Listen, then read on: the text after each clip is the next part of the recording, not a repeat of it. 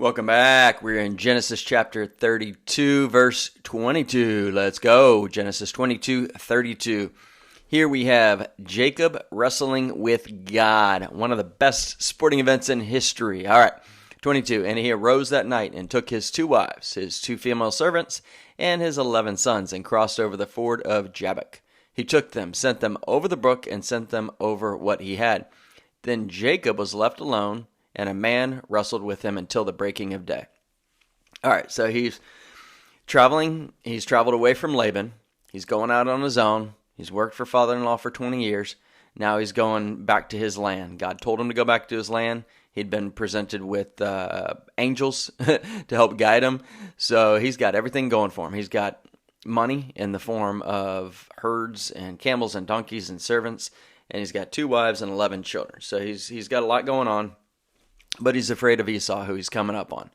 So he's scared, he's afraid. They're dividing up in 2 groups. He realizes that one of them is going to get slaughtered and one of them is going to make it. He doesn't know which one. And right now he just sends his wives and everybody ahead of him for a moment. He's going to take a moment, put his head down, just try to think, pray, etc. And who does he have another encounter with? God, right? God had appeared to him, spoken to him a couple of times now.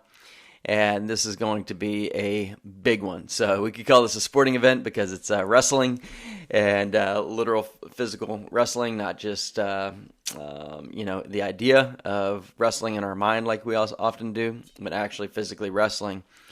And so who is this that he is wrestling with? Well, this is actually God himself. It's what we would call Jesus pre-incarnate. So let's talk about God. There's one God. There is only one God. In 3 persons, Father, Son, Holy Spirit. Separate, distinct roles, but they are one Godhead. Okay? It's not a multi-God. Some other religions will say, oh, that Christianity, it's a multi-God religion. They have all these gods that they worship. No, there's one God who in 3 persons, one Godhead. So this is the man of Jesus Christ. Now, there's a couple things to understand. So we say before Jesus came to earth and was born of the Virgin Mary, he would make, I would call it cameo appearances, like someone might do in a movie. And that's what it was. He wasn't coming and staying. He wasn't born. He wasn't dying. He was just making quick appearances, godlike. And this is one of those. So he's not fully man living on earth right now. He's just making we call it Jesus pre-incarnate. Incarnate, before he was incarnated, before he was in fully man form, like we are. And when he was born, he was both fully man and he was still fully God. Here, he's pre-incarnate, coming along, wrestling with Jacob. And it says, until the breaking of day. 25. Now, when he saw that he did not prevail, let me look at this. All right, I think we'll go. Okay. 25. Now when he saw that he did not prevail against him, he touched the socket of his hip. And the socket of Jacob's hip was out of joint as he wrestled with him. And he said, let me go, for daybreak. So Jesus pre-incarnate, that's God, is wrestling with Jacob. Now, 20 years ago, Jacob had to flee from where he was living with his parents and with Esau, because he deceived his father. He took his brother's birthright. Esau, his brother, wanted to kill him, so he took off. After he left, God appeared to him, and that was at Bethel.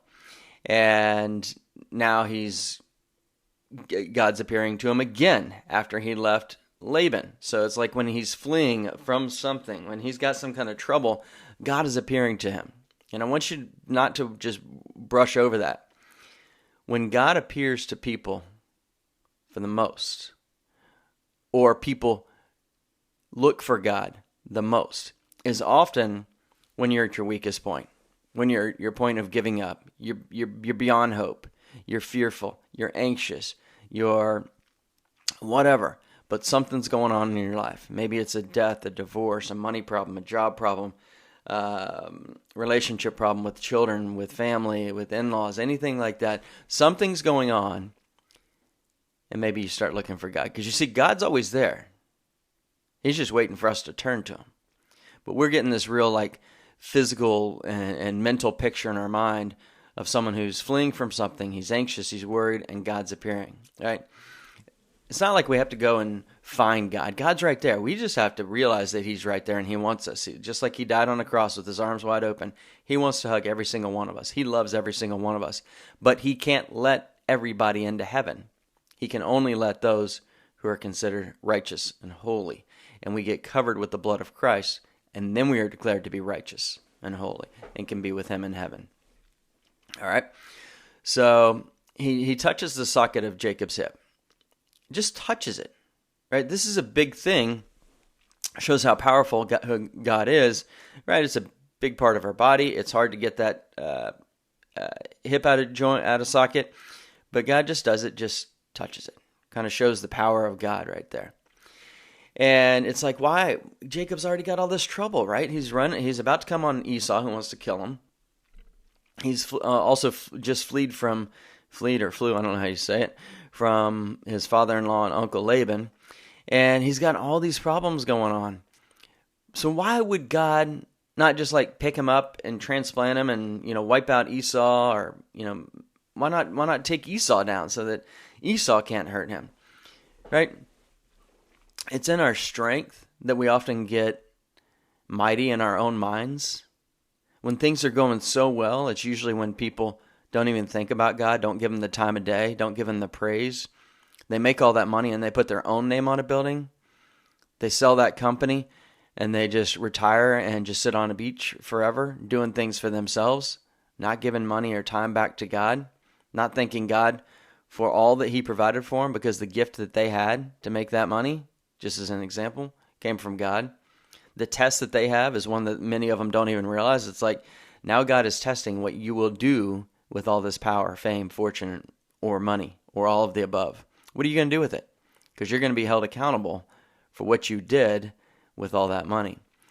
And that's just one example. But in their might, you can see people in Hollywood and in New York and all these people who are famous or successful or rich from the world's eyes or whatever. It's like, what are you doing for God? What are you doing to give back?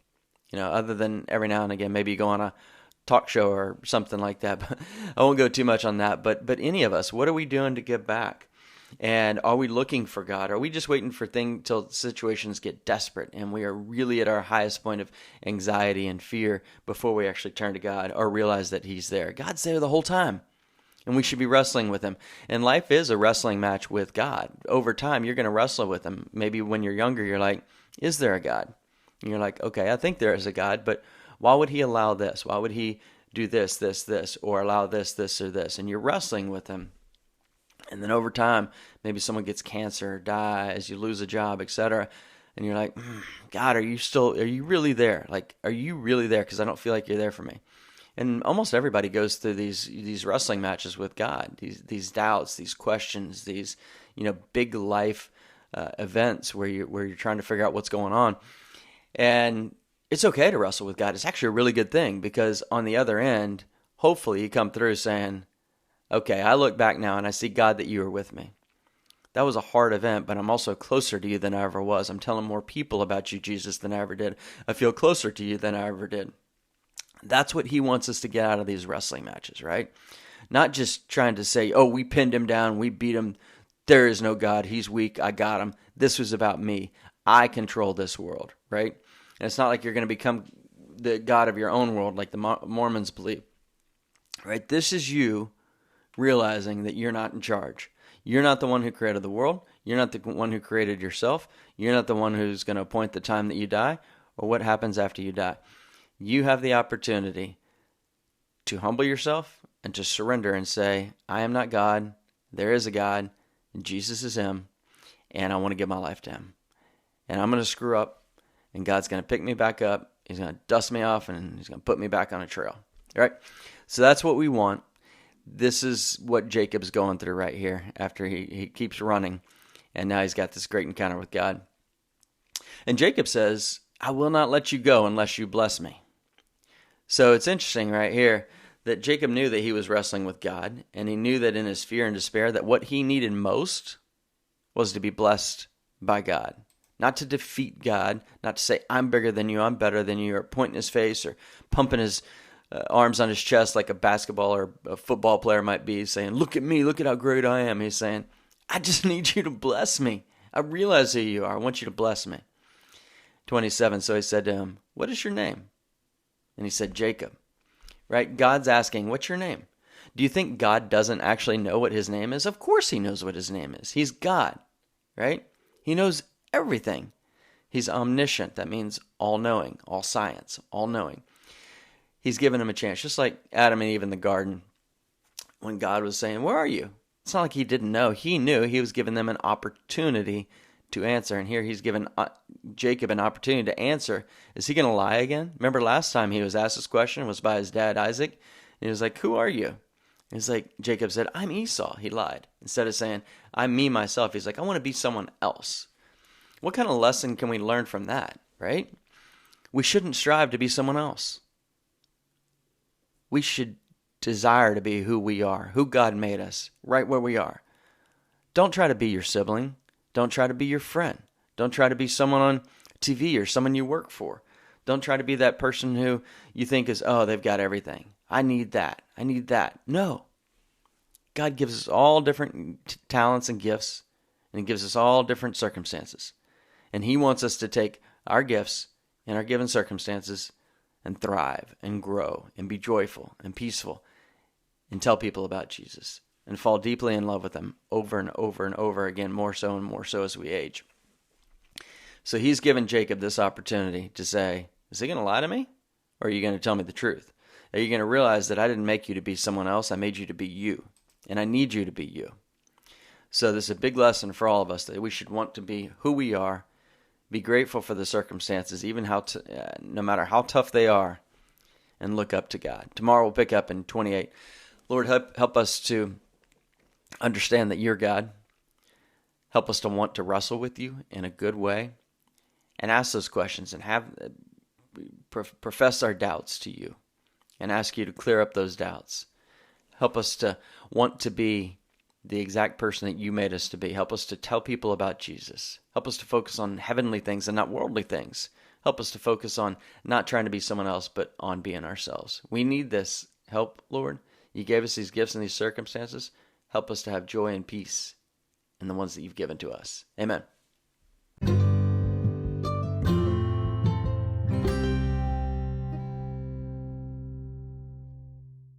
This podcast brought to you in part by the Portfolio Protection Store, where smart investors go to protect their life savings from stock market losses. Visit our website to register for our webinar, theportfolioprotectionstore.com. The webinar is about portfolio protection and safe money ideas for ages 50 plus. Visit theportfolioprotectionstore.com. Located in Austin, Texas, license number 2887886.